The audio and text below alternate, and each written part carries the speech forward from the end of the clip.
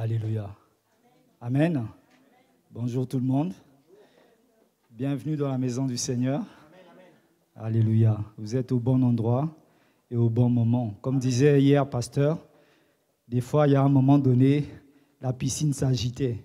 L'ange de Dieu touchait la piscine et le premier à sauter dessus, à l'intérieur, recevait la bénédiction. Amen. Donc ce matin, tu seras le premier à sauter dessus. Alléluia.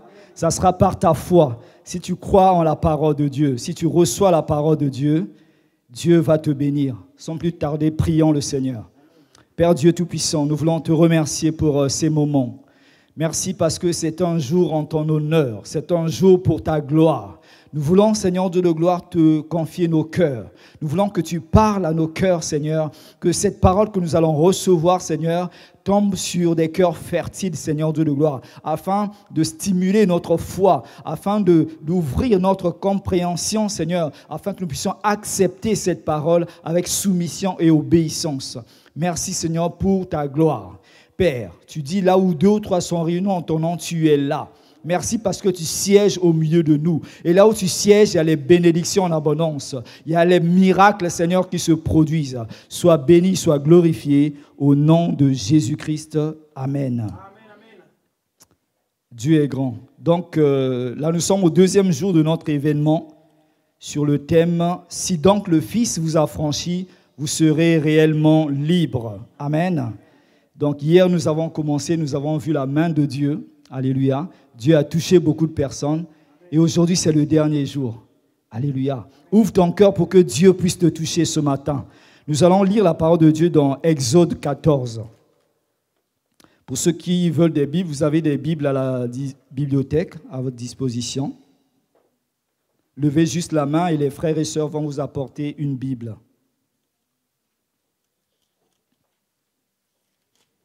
Exode chapitre 14, à partir du verset 1. Là, la Bible nous parle de l'esclavage du peuple des Israélites, du peuple d'Israël, qui était esclave en Égypte. C'est un peuple qui a beaucoup souffert pendant des années et des années. Et Dieu a entendu leurs prières. Ils ont crié à Dieu pour supplier la grâce de Dieu. Parce qu'ils étaient esclaves, ils travaillaient pour le Pharaon. Lisons la parole de Dieu. L'Éternel parla à Moïse et dit, « Parle aux enfants d'Israël qui se détournent et qui campent devant Pi-Hahiroth, entre Migdol et la mer, vis-à-vis de Baal-Tchephon. C'est en face de ce lieu que vous camperez près de la mer. Pharaon dira des enfants d'Israël, ils sont égarés dans le pays, le désert les enferme. J'endurcirai le cœur du Pharaon et il les poursuivra. Mais Pharaon et toute son armée serviront à faire éclater ma gloire. Et les Égyptiens sauront que je suis l'Éternel. » Et les enfants d'Israël firent ainsi. On annonça au roi d'Égypte que le peuple avait pris la fuite. Alors le cœur de Pharaon et celui de ses serviteurs furent changés à l'égard du peuple. Ils dirent, « Qu'avons-nous fait en faisant aller Israël, dont nous n'aurons plus les services. » Et Pharaon attela son char, et il prit son peuple avec lui. Il prit 600 chars d'élite, et tous les chars de l'Égypte. Il y avait sur tous des combattants. L'Éternel endurcit le cœur de Pharaon, roi d'Égypte, et Pharaon poursuivit les enfants d'Israël. Les enfants d'Israël étaient sortis la main levée. Les Égyptiens les poursuivirent et tous ses chevaux, les chars de Pharaon, ses cavaliers et son armée les atteignirent campés près de la mer, vers Pi-Hahiroth, vis-à-vis de Baal-Tchephon. Pharaon approchait. Les enfants d'Israël levèrent les yeux et voici les Égyptiens étaient en marche derrière eux. Et les enfants d'Israël eurent une grande frayeur et crièrent à l'Éternel. Ils dirent à Moïse, « N'y avait-il pas sépulcre en Égypte, sans qu'il soit besoin de nous mener mourir au désert? Que nous as-tu fait en nous faisant sortir d'Égypte? N'est-ce pas là ce que nous te disions en Égypte, laisse-nous servir les Égyptiens, car nous aimons mieux servir les Égyptiens que de mourir au désert. Moïse répondit au peuple, ne craignez rien, restez en place et regardez la délivrance que l'Éternel va vous accorder en ce jour. Car les Égyptiens que vous voyez aujourd'hui, vous ne les verrez plus jamais. L'Éternel combattra pour vous et vous gardez le silence. Alléluia. Voilà Dieu qui écoute la prière du peuple d'Israël. Dieu écoute leurs pleurs, leurs lamentations. Il établit quelqu'un, Moïse. Il dit, va parler à Pharaon. Dis-lui de libérer mon peuple et conduis mon peuple dans le désert. Dieu a endurci le peuple du Pharaon pour qu'il laisse partir les Égyptiens. Ils sont sortis. Parce que avant de libérer le peuple, Pharaon n'a pas lâché facilement. Il fallait que Dieu fasse des miracles. Il fallait que Dieu montre à Pharaon qu'il était Dieu. Il a frappé l'Égypte de plusieurs plaies. Et ils ont compris que ça, c'était Dieu qui agissait. Parce que vous savez, à l'époque, autour du Pharaon, il y avait aussi des magiciens, des sorciers qui faisaient beaucoup de magie noire. Et Moïse est venu avec le bâton de Dieu. Lui, il a fait des miracles. Ceux du Pharaon aussi ont fait des miracles. Comme Moïse faisait, eux aussi ils faisaient. Mais à un moment donné, ils ont dit, là, nous sommes limités. Parce que ce qu'il fait là, c'est la main de Dieu qui agit. Amen. Vous savez, les gens peuvent te bloquer dans ta vie. Les gens vont te nuire dans ta vie. Tu vas parcourir, chercher la solution par-ci, par-là. Mais à un moment donné, quand Dieu va te toucher, quand c'est l'heure de Dieu, les gens diront que là, c'est vraiment Dieu qui t'a béni. Parce qu'ils voyaient l'impossible dans ta situation. Parce qu'ils voyaient en toi une personne morte qui n'avait plus d'espoir, qui n'avait plus d'avenir. Mais quand Dieu définit le temps pour toi, les choses vont changer. Alléluia. Verset 4. J'endurcirai le cœur de Pharaon et il les poursuivra, mais Pharaon et toute son armée serviront pour faire éclater ma gloire. Alléluia. Pharaon fera éclater la gloire de Dieu. Tu sais, dans ta vie, certainement, tu as eu des moments difficiles. Tu as eu des moments des personnes qui t'ont persécuté, des personnes qui t'ont rabaissé, des personnes qui ont détruit ton avenir. Mais aujourd'hui, Dieu va utiliser ces personnes pour faire éclater sa gloire. Amen, amen. Alléluia. Tes ennemis, ceux qui t'ont critiqué hier, seront là pour t'applaudir. Amen, amen, amen. Ces personnes seront là pour te dire, qui est ton Dieu? Nous voulons connaître ce Dieu-là. Parce qu'ils verront le miracle, parce qu'ils verront la guérison dans ta vie. Alléluia. Mais si tu crois à la parole de Dieu, parce que c'est la foi qui déclenche le miracle, ils verront qu'il est vraiment Dieu. Alléluia. Parce que la Bible dit que le diable aussi fait des miracles, vous savez, mais il est limité. Dieu est tout puissant. Comme le pasteur a dit au début de culte, c'est Dieu qui a créé le diable. Il était son ange avant. Mais il n'est pas plus grand que le Créateur. Donc, quand la main de Dieu agit, personne ne peut la bloquer. Alléluia. Si c'est ton jour aujourd'hui, tu verras la gloire de Dieu. La Bible dit, si tu crois, tu verras la gloire de Dieu. Ne doute pas, bien-aimé. Alléluia. Le peuple d'Israël servait en Égypte. C'était une main-d'œuvre gratuite, une main-d'œuvre abondante. Ils ont construit des pyramides, ils ont construit beaucoup de choses. Et du jour au lendemain, Pharaon voit son économie s'effondrer. Et ce Dieu que je ne vois pas, il sort de nulle part. Moïse, qui a grandi dans ma maison, il vient me dire que Dieu lui a parlé, que je laisse partir ce peuple. Non, ce n'est pas possible. Et il réfléchissait, mais qu'allons-nous faire? Parce que les Égyptiens sont habitués à l'aisance, à avoir des esclaves à côté qui travaillent pour eux. Mais ça, c'était le plan de Dieu. Vous savez, si les gens, que ce soit dans la méchanceté, que ce soit dans la sorcellerie, dans l'occultisme, les gens t'ont enfermé, la Bible dit, si le Fils t'a franchi, tu seras réellement libre. C'est de la vraie liberté que Dieu te promet ce matin. Alléluia. Alléluia. Et Pharaon a regretté cette main-d'œuvre. Il s'est dit non, je vais aller à la poursuite de ce peuple. Je veux aller leur montrer que je suis le maître, qui sont toujours mes esclaves. Alléluia. Tu étais au service du diable à un moment donné de ta vie, dans la maladie, une maladie chronique qui allait de famille en famille, de descendant en descendant. Il y a des familles où on voit la même maladie qui se répète. Le grand-parent a souffert de cette maladie. L'enfant, après les petits-enfants, la même maladie. Ça, c'est un lien que Dieu doit briser. Ça doit s'arrêter. Parce que la Bible dit dans Romains 8:1 qu'en Christ, maintenant en Christ, il n'y a plus de condamnation. Il n'y a plus de maladie chronique. Et par ces meurtrissures, nous avons été guéris. Si tu prends cette parole pour toi, tu dis, Seigneur, voilà ta parole. Maintenant, guéris-moi et il va agir. Alléluia. Il va agir. Tu as tellement servi. Tu as tellement servi le diable. Tu as tellement souffert dans ta vie. Dans ta famille, les gens t'ont rejeté. Peut-être que dans ta famille, les gens t'ont mis sur une liste noire. Des personnes à éliminer. Des personnes à manipuler.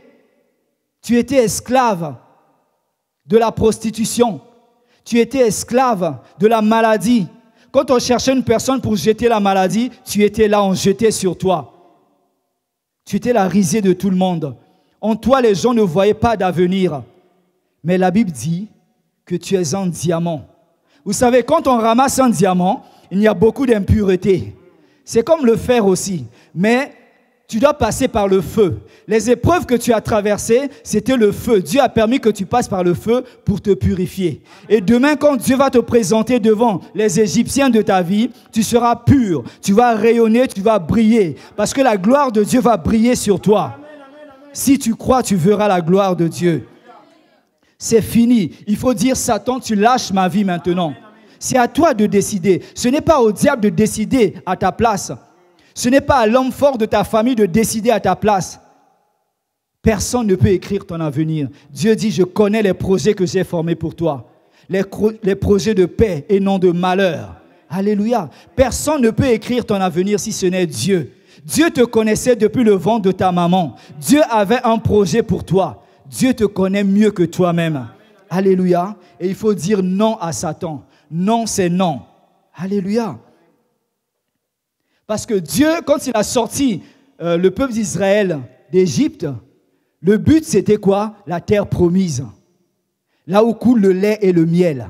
Donc Dieu a des projets pour toi. Si Dieu te délivre aujourd'hui, il te conduit vers une terre de prospérité, une terre de paix, une terre de joie. Alléluia. Tu sais, quand Dieu te bénit, souvenez-vous de Joseph. Dieu l'a béni, il était esclave en Égypte, il était étranger, mais Dieu l'a élevé, il est devenu premier ministre. Amen. Ne regarde pas les statistiques des philosophes, des scientifiques à la télévision qui vont te dire le travail est difficile, qui vont te dire qu'avec cette maladie, on n'a pas encore trouvé la solution, on n'a pas encore trouvé le remède. Avec Dieu, il y a tous les remèdes, bien-aimés. Alléluia. Dieu a guéri des maladies où l'être humain n'a pas pu guérir. Alléluia. Dieu peut t'opérer sans cicatrice. Ils vont faire la radio, ils vont dire, mais qu'est-ce qui se passe? Il lui manquait un organe, mais Dieu a créé l'organe. Parce qu'il est ton créateur. Si tu crois, tu verras la gloire de Dieu. Alléluia. Mais parmi les Israélites, il y en a qui murmuraient encore. Verset 11. Ils dirent à Moïse, n'y avait-il pas des sépulcres en Égypte sans qu'il soit besoin de nous mener mourir au désert? Que nous as-tu fait en nous faisant sortir d'Égypte? Ils ont revu l'armée du Pharaon et commençaient à regretter, à murmurer, à penser encore à l'Égypte. Tu es là, bien-aimé, tu as déjà fait un pas vers l'avant. Tu es venu vers Jésus. Ne regrette pas ta vie passée. Ne te dis pas, oui, la vie que j'avais avant, j'avais le luxe, je pouvais m'acheter des trucs de valeur et tout. Maintenant, je ressemble à une moins que rien. Non, bien-aimé, ne regrette pas là où tu es aujourd'hui. Parce que Dieu t'emmène vers une terre meilleure, vers une bénédiction en abondance. Alléluia. Crois et tu verras la gloire de Dieu. Ne murmure pas contre Dieu. Hier, nous avons vu que Dieu n'est pas à l'origine de ta maladie. Dieu n'est pas à l'origine de tes souffrances, comme le diable t'a fait croire. Ne te dis pas que Dieu se plaît de ma maladie, de ma condition. Non. Dieu dit, je souhaite que tu prospères à tous égards, comme prospère l'état de ton âme, y compris la santé, y compris la joie. La nuit est faite pour dormir. Il y en a qui ne dorment pas la nuit. Des cauchemars sur cauchemars. Des gens qui viennent te combattre la nuit. Des gens qui viennent t'étouffer la nuit. Des gens qui viennent te chercher la nuit pour effectuer des voyages je ne sais pas où, dans les forêts. Ils veulent t'initier à la sorcellerie. Mais aujourd'hui, c'est fini, bien-aimé. Dieu va arrêter ces choses. La nuit est faite pour dormir. C'est pour le repos. Ce n'est pas pour les combats ni les cauchemars. Alléluia. Ces maris et ces femmes de nuit qui viennent abuser de toi la nuit, c'est fini aujourd'hui. Ils vont partir. Jésus dit, je me tiens à la porte de ton cœur et je frappe. Si tu entends ma voix et tu ouvres la porte, j'entrerai chez toi. Il ne veut pas te forcer, mais il dit, ouvre-moi ton cœur et je ferai des miracles dans ta vie. Ouvre le cœur, ouvre ton cœur et Jésus va intervenir. Et Moïse a rassuré le peuple d'Israël. Il dit, au verset 13, Moïse répondit au peuple, ne craignez rien, restez en place et regardez la délivrance que l'Éternel va vous accorder en ce jour. Ne bouge pas, bien-aimé. Ce n'est pas toi qui vas faire. Regarde la délivrance que l'Éternel va opérer aujourd'hui. Il dit, car les Égyptiens que vous voyez aujourd'hui, vous ne les verrez plus jamais. Les Égyptiens qui ont tourmenté ta vie, qui t'ont réduit en tant qu'esclave, tu ne les verras plus jamais. Plus jamais dans ta vie. Ils vont partir aujourd'hui. Parce que la Bible dit que Jésus est mort à la croix, il est ressuscité. Quand il est ressuscité, il a reçu le nom qui est au-dessus de tout nom. On dit devant le nom de Jésus, tous les noms fléchissent le genou. Même le nom de ton maladie, peu importe s'il n'est pas connu par la science, cette maladie va se soumettre devant Jésus. Cette maladie va plier le genou devant Jésus. Quand le nom de Jésus est prononcé, c'est plus qu'une bombe nucléaire dans le monde des ténèbres. Les démons tremblent. Alléluia. Quand ils ont vu Jésus arriver, à un moment donné, ils ont tremblé. Il dit, qu'y a-t-il entre toi et moi, fils de Dieu? Mon heure n'est pas encore arrivée. Parce qu'ils connaissent l'autorité de Jésus. Si tu sais l'autorité de Jésus, l'étendue de son nom, l'importance de son nom, tu ne vas pas avoir peur. Ce matin, je veux te rassurer comme Moïse a rassuré le peuple d'Israël. Tiens-toi tranquille. Les Égyptiens, là, tu ne les verras plus. Parce que Dieu va combattre pour toi. Garde le silence. Ouvre juste ton cœur. Parce que, vous savez, il y a des gens, quand on prie pour eux, ça se sent spirituellement. On sent que le cœur est fermé. Dieu a besoin de la disponibilité de ton cœur. Quand nous imposons les mains aux gens, Dieu nous montre, nous fait ressentir certaines choses. Ouvre ton cœur, bien-aimé. Pour recevoir, Dieu a besoin de ton cœur, que tu l'acceptes. S'il frappe à la porte, ça veut dire qu'il a la galanterie. Il ne veut pas t'obliger à faire quoi que ce soit. Donc ne bloque pas les choses. Alléluia. Toutes les personnes qui tombent ne veut pas dire que c'est les personnes qui ont des démons. Il y en a qui reçoivent la bénédiction qui se retrouvent à terre. Parce qu'ils reçoivent la bénédiction de Dieu. Moi, il y a des moments où on a prié pour moi, je me suis retrouvé au sol. Mais c'était une bénédiction. Ça m'a fait du bien. Ça m'a déchargé de beaucoup de poids. Alléluia. Dieu a besoin de ton cœur. Ne ferme pas ton cœur. Ouvre ton cœur à la parole de Dieu. Reçois cette parole pour toi. Alléluia. L'Éternel combattra pour toi et garde juste le silence. Alléluia. Les Égyptiens t'ont tellement tourmenté. Il y a un moment pour toutes choses, bien-aimées. Vous savez, les blessures intérieures, il y a beaucoup de gens qui ont des blessures intérieures dans leur cœur. Parce qu'on les a tellement maltraités, on les a tellement traînés, piétinés. Et ces blessures sont immenses. Malgré les conseils des gens, malgré les rendez-vous chez les psys, tu n'as pas trouvé la solution, tu n'as pas trouvé la paix. Mais Jésus veut te guérir aujourd'hui, veut penser ces blessures. Ouvre-lui ton cœur. Parce que tu ne te rends pas compte que ces blessures te détruisent toi-même aussi. On a prié pour tellement de gens. Pasteur Jonathan, Pasteur Fernando, on a visité des personnes où 90% des cas, que ce soit des cas de cancer, des cas de paralysie, le problème était dû à la rancœur, le manque de pardon. Les blessures intérieures, ces personnes, on les a tellement blessées, on les a tellement traînées dans la boue, ils ont gardé ça dans leur cœur. Et à chaque fois qu'ils entendent parler de ce nom, tu te fâches avec ces personnes. Pardonne. Pardonner ne veut pas dire accepter le mal qui a été fait.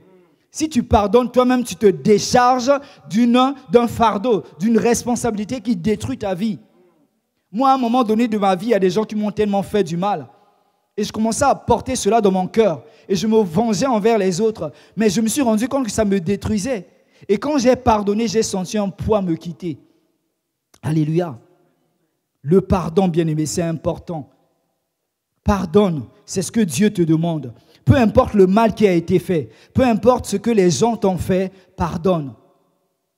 C'est important. Ça va te libérer de beaucoup de choses. Si tu ne pardonnes pas, peut-être que ta maladie ne va pas te quitter. Parce que Dieu dit, pardonne et moi aussi je vais te pardonner. Pardonne-moi, Père, comme je pardonne aussi à ceux qui m'ont fait du mal, offensé. Amen. Donc si tu ne pardonnes pas, Dieu non plus ne te pardonnera pas.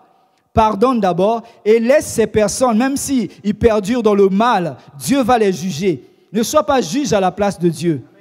Laisse-les, Dieu va les juger. Comme Dieu a donné un sort à ces Égyptiens. Nous savons que Moïse a ouvert la mer, ils sont passés et les Égyptiens ont voulu prendre le même chemin. Tu sais, la Bible dit Jésus-Christ est le chemin qui mène au Père. Donc Jésus te met sur ce chemin-là. Si ces personnes te suivent sur ce chemin-là, ils vont être engloutis par l'eau du Saint-Esprit. Alléluia. Ils seront aveuglés. Parce que Dieu dit, ils te feront la guerre, mais ils ne te combattront pas. Ces personnes, tu étais avec ces Égyptiens à un moment donné de ta vie. Mais ils sont toujours là pour t'appeler, pour te rappeler. Oui, viens avec nous. Ils te promettent richesse, bonheur, ceci, cela. Mais non, bien-aimé, le vrai bonheur, c'est en Jésus-Christ. Alléluia. Pardonne à toutes les personnes qui t'ont fait du mal.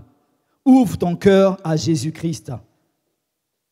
Peut-être dans ta vie aussi, rien n'avance parce que toi-même, à force que les gens ont mis cette mentalité en toi, ils commencent à dire des choses. Toi aussi, tu commences à avoir cette image. Donc, tu commences à te dire, oui, je suis idiot, je suis bête, je ne vais jamais avancer. Non, bien-aimé, ce n'est pas comme cela que Dieu te voit. Dieu te voit comme une perle qu'il a créée. C'est toi-même qui te vois inutile, insignifiant. Le temps, c'est pour les hommes. Dieu a créé le temps pour les hommes. Ce n'est pas pour lui. Ça veut dire Dieu, pour te bénir, n'a pas besoin du temps. Alléluia. Ne regarde pas le temps. N'écoute pas. Ferme les oreilles à ce que les gens vont dire de toi. Mais écoute ce que Dieu va dire de toi. Alléluia. Le temps, c'est pour nous. Ce n'est pas pour Dieu. Alléluia. Cherche la faveur de Dieu. Cherche la faveur de Dieu. Moi, j'ai prié pour une dame, je me rappelle. J'ai déjà fait ce témoignage ici. Cette maman avait prononcé des paroles contre Dieu. Vous savez, quand tu prononces des paroles qui ne sont pas conformes à la parole de Dieu, là, tu ouvres une porte au diable. Tu permets au diable de toucher à ta vie. Et cette femme a déclaré des paroles qui étaient contre Dieu. Elle a même douté de l'existence de Dieu. Et le diable était là. Puisqu'il rôde, il attend toujours cette occasion pour nous frapper. Et le diable a frappé son enfant. Cet enfant commençait à mourir. Cet enfant commençait à avoir le souffle coupé. Et au même instant, le Saint-Esprit m'avait conduit à visiter cette famille. Je vois la maman, le papa en panique. Ils se préparent pour emmener l'enfant à l'hôpital. Vous savez, en Afrique, des fois, le taxi, il faut aller le chercher loin. Et pour arriver à l'hôpital aussi, s'il tombe dans les embouteillages, là, c'est fini. Amen. Donc, j'ai dit, ma sœur, on va prier pour remettre votre argent entre les mains du Seigneur. Et pendant qu'on était en train de prier, Dieu est amour. Le Saint-Esprit s'est manifesté. Cette sœur commençait à pleurer, commençait à demander pardon, à dire, pardonne-moi, Seigneur. J'ai dit, ma sœur, on va arrêter de prier. Vous savez, des fois, il faut parler. Il faut arrêter de prier pour ne rien dire. Amen. On a parlé. J'ai dit, qu'est-ce que tu as dit? Elle m'a révélé ce qu'elle avait dit contre Dieu. J'ai dit, tu dois demander pardon. Et elle a demandé pardon. Elle a pleuré. Quand elle a fini, on a prié pour l'enfant. L'enfant était guéri de suite. Amen. Dieu a guéri l'enfant. Juste le pardon. Alléluia. Juste le pardon, bien-aimé. Et toi, pardonne aussi à ceux qui t'ont fait du mal. Demande pardon à Dieu s'il y a quelque chose. La Bible dit que Dieu n'est pas sourd. Tu peux te dire, mais j'ai crié à Dieu, j'ai prié, mais il ne m'a pas entendu. Il n'est pas sourd. Peut-être qu'il y a un péché non confessé qui fait barrière, qui l'empêche d'agir. Il veut juste que tu demandes pardon, que tu effaces cela pour qu'il puisse te bénir, te guérir, te délivrer. Alléluia. Dieu est grand bien-aimé. Dieu veut te bénir. C'est un jour de gloire pour toi. Jésus te dit, je me tiens à la porte. Alléluia. Dieu ne force personne, comme je disais hier, mais il veut que tu lui donnes accès. Accès qui puisse toucher ton cœur, qui puisse entrer dans ton cœur. Parce qu'aujourd'hui, si Dieu n'est pas dans ton cœur, c'est le diable qui prend possession. C'est le diable qui a le droit sur toi, sur ta vie. Alors aujourd'hui, pour que Dieu puisse agir, il faut que tu lui donnes accès. Il faut que tu lui donnes le feu vert. Alléluia. Qui veut donner ce feu vert à Dieu, à Jésus dans son cœur ce matin? Pour que Jésus puisse entrer dans ton cœur. Parce que s'il rentre dans ton cœur, tu vas voir que les choses vont changer dans ta vie. Alléluia. On va baisser nos têtes, on va prier. Alléluia. Et je vais demander aux personnes qui veulent donner, ouvrir leur cœur à Jésus, parce qu'il dit, je me tiens à la porte de ton cœur. Et je frappe. Si tu entends ma voix, ouvre et j'entrerai chez toi. Lève-toi juste là où tu es, nous allons prier ensemble. Je vais t'aider à faire la prière. Jésus te dit, tu as écouté ma parole. Maintenant, il n'y a que moi qui peux apporter la solution, t'apporter la solution à ce que tu désires. Moi, je vais t'aider à prier pour que Jésus-Christ vienne dans ton cœur, pour que Jésus-Christ prenne le contrôle de ta vie. Fermons nos yeux. Vous savez, Jésus dit dans sa parole, « Celui qui a honte de moi, j'aurai aussi honte de lui devant mon Père et devant les anges. » Donc, n'aie pas honte des personnes qui sont là. Tu es là entre toi et Dieu, dans l'intimité. Lève-toi juste là où tu es et je vais t'aider à faire cette prière. Vous allez répéter après moi. C'est une prière qui invite Jésus à venir dans ton cœur, à prendre le contrôle de ta vie. Et quand il va venir dans ta vie, ça veut dire qu'il va faire le nettoyage. Il va enlever tout ce que les Égyptiens ont mis dans ta vie. Alléluia. Dis, Seigneur Dieu. Il faut que tu le dises avec fermeté, parce que c'est une décision très importante où tu donnes le feu vert à Jésus d'habiter dans ton cœur et pour que le diable puisse quitter ta vie. Père Dieu Tout-Puissant, répète après moi. Père Dieu Tout-Puissant, Père Dieu Tout-Puissant, je reconnais que Jésus-Christ est ton Fils, Jésus-Christ est ton Fils, qu'il est mort pour mes péchés, qu'il est mort pour mes péchés, il est ressuscité. Aujourd'hui, il est vivant. Aujourd'hui, il est vivant. Je me répands de tous les péchés Je me répands de tous les péchés que j'ai pu pratiquer dans ma vie. Aujourd'hui, j'ouvre mon cœur à toi, Seigneur Jésus. Je veux que tu sois mon Seigneur et mon Sauveur. Sois le maître de ma vie. Je veux t'appartenir. Amen. Amen. Donc aujourd'hui, tu as donné, cette prière elle est simple mais puissante. Ça veut dire que tu as donné maintenant accès à Jésus dans ta vie. Là, il peut maintenant agir dans ta vie. Il peut maintenant demander aux Égyptiens de partir, de quitter, de sortir de ta vie. Alléluia. Nous allons nous lever, nous allons prier. Alléluia. Maintenant, quel est ton besoin? Quel est ton besoin? Prie dans ton cœur. Comme j'ai dit, chacun est venu recevoir de Dieu. Tu as écouté la parole de Dieu. Dieu veut maintenant te donner ce que tu vas lui demander. Ça dépendra de la prière que tu vas faire maintenant. Qu'est-ce que tu es venu chercher? Ferme tes yeux et commence à demander, à parler à Dieu dans ton cœur. Tu n'as pas besoin de lever la voix. Demande dans ton cœur. Même si tu n'oses pas la voix, Dieu va t'entendre. Dieu va t'écouter. Parle à Dieu, dis Seigneur, voilà mon besoin. J'ai besoin de telle ou telle chose. Et tu vas voir, Dieu va te toucher par rapport à la prière que tu vas faire. Commence à prier, à demander au Seigneur et Dieu va te toucher.